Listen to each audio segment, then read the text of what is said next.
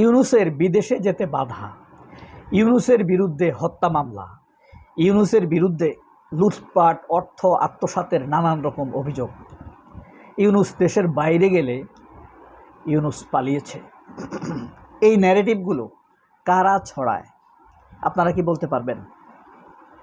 এই ন্যারেটিভ সবচাইতে বেশি ছড়াইছে গোলাম মাওলা রনি। এই ডক্টর ইউনূস পালিয়ে যাচ্ছে, অর্থ আত্মসাৎ করেছে, শিশু হত্যার জন্য দায়ী, ডক্টর ইউনূস বিদেশ থেকে আর দেশে আসবেন না, জয় মামুনেরা এই মিথ্যাচারগুলো ছড়িয়েছে। আর সরকারের ভেতরে থেকে সমর্থন দিয়েছে ডাক্তার জাহিদেরা। আফসোস, বিএনপি ডক্টর ইউনূসকে ক্ষমতায় আনতে সহযোগিতা করেছে। সেই ডক্টর ইউনূসকে তারা নানান রকম ফ্রেমিং করার চেষ্টা করছে। কিন্তু নেদারল্যান্ড, ফ্রান্স থেকে ফিরে ডক্টর ইউনূস আবার দেশে ফিরেছেন। কই, বিমানবন্দরে তো কেউ তাকে ন্যূনতম ভাড়া দেওয়ার সাহস পেল না। তবে বলে রাখি, ডক্টর ইউনূস আবার ক্ষমতায় আসবে। আগুন নিয়ে খেলেছিল হাসিনা, ইউনূসের বিরুদ্ধে মামলা দিয়েছিল, 8 তলা 11 তলায় তাকে সিঁড়ি দিয়ে বাইয়ে উঠতে বাধ্য করেছিল 84 বছরের এই লোকটাকে। আমরা তো ইউনূসের গায়ের গন্ধও পাইনি, একবার দুইবার হয়তো হ্যান্ডশেক করার সুযোগ হয়েছে। আমরা কেন ইউনূসের অন্যায় দেখি নাই? তোমরাই দূর থেকে দেখেছ। দেখেন, এখানে লিখছে মানব জমিন বলেই পড়ছি, প্রত্যেকটা পত্রিকা ইউনূসের বিরুদ্ধে, আমার দেশ ব্যতীত। ফ্রান্স নেদারল্যান্ড সফর শেষে দেশে ফিরেছেন অন্তর্বর্তী সরকারের সাবেক প্রধান উপদেষ্টা নোবেলজয়ী প্রফেসর ডক্টর মোহাম্মদ ইউনূস। গত শুক্রবার দেশে ফিরেন তিনি। তারপর গতকাল রোববার রাজধানীর মিরপুরে নিজ কার্যালয়ে যোগ দেন। এই সকল জয় মামুনেরা বা গোলাম মাওলা রনিরা ডক্টর ইউনূস এই করেছে সেই করেছে, 24-এর আন্দোলনকারীরা এনজিওর নামে শত শত কোটি টাকা নিয়েছে, বরাদ্দ নিয়েছে, কোনো প্রজেক্টের আন্ডারে টাকা নিয়েছে, নানান রকম কথা বলেছে। আসিফ মাহমুদ হাঁস খাওয়ার জন্য শেরাটনে গিয়েছে, নীলা মার্কেটে গিয়েছে, 3000 টাকা দিয়ে হাঁস খেয়েছে। আনিস আলমগীর তাকে ফকির বলে গালি দিয়েছে, 3000 টাকা দিয়ে হাঁস খাওয়ার টাকা কই পায়। নানান রকম ফ্রেমিং করেছে। একজন মিনিস্টার আসিফ মাহমুদ, সে 3000 টাকার হাঁস খাবে,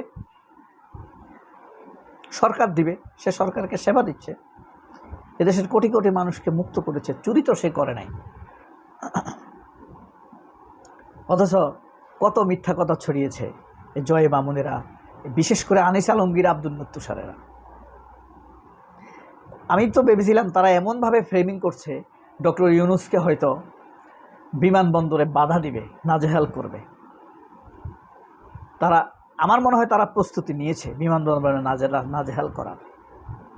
তবে এদের বক্তব্যগুলো, গোলাম মাওলা রনি বলেন, আনিস আলমগীর, মাহবুব আজিজ, গোলাম মাওলা, তারপরে আপনার এই আব্দুল তুষার, এদের মিথ্যা রটনার কারণে, মিথ্যা ফ্রেমিং বা বয়ান তৈরি করার অপরাধে তাদের বক্তব্যগুলো ইংরেজি করে আমেরিকান এম্বাসিতে জমা দেওয়ার কথা। প্রশ্ন হলো, আমেরিকান এম্বাসিতে জমা দেওয়ার কথা কেন বলছি? কারণ তারা ডক্টর ইউনূসকে নিয়ে সবচেয়ে বড় যে অভিযোগ করে, তারা আমেরিকার কাছে নাকি ডক্টর ইউনূস দেশ বিক্রি করে দিয়েছে। কত বদমাইশ হতে পারে, হ্যাঁ, কত বেশরম হতে পারে এরা। ডক্টর ইউনূস সেন্ট মার্টিন বিক্রি করে দিয়েছে, দেশ বিক্রি করে দিয়েছে, গোলামি চুক্তি করেছে। আপনি জানেন, বাংলাদেশের পোশাক শিল্পের 70 থেকে 80% শুধু একা রপ্তানি করে আমেরিকাতে, কোনো শুল্ক লাগে না, খুবই সামান্য। এখন আমেরিকা আমাদের কাছ থেকে এই যে বাণিজ্যিক পণ্য কিনে, পোশাক কিনে, আমেরিকা তো ভিয়েতনামের কাছ থেকে কিনতে পারে না? ইন্ডিয়ার কাছ থেকে কিনতে পারে না? পারে। মালয়েশিয়া, চীনের কাছ থেকে কিনতে পারে না, কিনে আমাদের কাছ থেকে কিনছে। সো এটা একটা ট্রিটি, এটা একটা চুক্তি, কন্ট্রাক্ট। আমরা আমেরিকার কাছ থেকে, আমেরিকা আমাদের কাছ থেকে 30 থেকে 40 হাজার কোটি টাকার বছরে পণ্য কিনে। আমরা তো আমেরিকার কাছ থেকে কিছু কিনব, এই কন্ট্রাক্টটাই করেছে ডক্টর ইউনূস, যেন পোশাক রপ্তানির পথটা নিরাপদ থাকে, নিশ্চিত থাকে। পোশাক রপ্তানির ভবিষ্যৎ যেসব টেলিভিশন চ্যানেলের মালিক, ধরেন গার্মেন্টসেরও মালিক একে আজাদ, চ্যানেল 24-এর মালিক, আর টিভির মালিক, 71 টিভির মালিক, চ্যানেল আই, তাদেরও এখন গার্মেন্টস শিল্প আছে। এদের ব্যবসা বন্ধ করে দেওয়া উচিত আমেরিকাতে। এরা ডবল গেম খেলছে। ইন্ডিয়ার দালালি করতে গিয়ে আমেরিকার বিরুদ্ধে, ডক্টর ইউনূসের বিরুদ্ধে এরা মিথ্যাচার করছে। আমি তো ভেবেছিলাম বিমানবন্দরে ডক্টর ইউনূসকে দেশে আসার ক্ষেত্রে মারাত্মকভাবে তারা বাধা দিবে, কিন্তু ডক্টর ইউনূস সদর পেত ফিরে এসেছেন আন্তর্জাতিক প্রোগ্রাম করে। একটা দেশের সরকার প্রধান কি করে না করে, আমেরিকা বলেন, FBI বলেন, CIA বলেন, সবাই খবর রাখে। ইউনূস যদি সত্যিকার অর্থে মানবতা বিরোধী কোনো অপরাধ করত সামান্য, তবুও ইউনূসের বিরুদ্ধে মারাত্মক রকম অভিযোগ উঠত আন্তর্জাতিক মিডিয়াতে, আন্তর্জাতিক পত্রপত্রিকায়। বাংলাদেশের পত্রপত্রিকাতে ডক্টর ইউনূসের বিরুদ্ধে বা ভারতের পত্রপত্রিকায় ডক্টর ইউনূসের বিরুদ্ধে যত মিথ্যা কথাই লেখুক না কেন, আমেরিকা এটা বিশ্বাস করে না। কারণ বাংলাদেশের পত্রপত্রিকার কোনো বিশ্বাস নাই। এই পৃথিবীতে সবচাইতে মিথ্যা খবর উৎপাদন করে ইন্ডিয়া, এটা প্রমাণিত।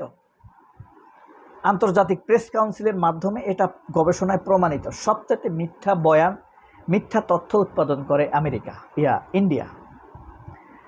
সেই ইন্ডিয়াই হলো বাংলাদেশের পত্রপত্রিকাগুলোর সোর্স। তো সে বাংলাদেশের পত্রপত্রিকার সংবাদ মানুষ বিশ্বাস করবে?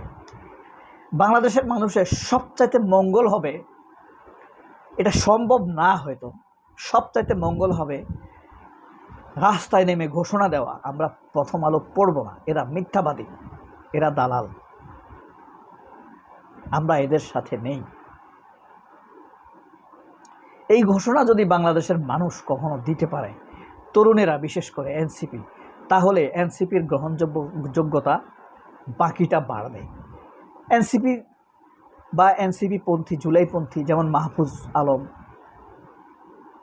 নাহিদ ইসলাম, আসিফ মাহমুদ, তারা প্রথম আলোকে কিন্তু রক্ষা দিয়েছে। এদের প্রতি মানুষের ভালোবাসা আছে, তবে বিশ্বাসে চিড় ধরেছে প্রথম আলোর পক্ষ নেয়ার কারণে।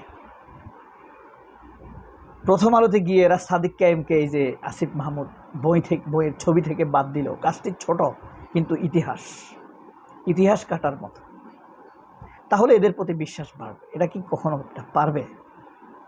সবাই অনেক ভালো থাকবেন। আল্লাহ হাফেজ। আসসালামু আলাইকুম।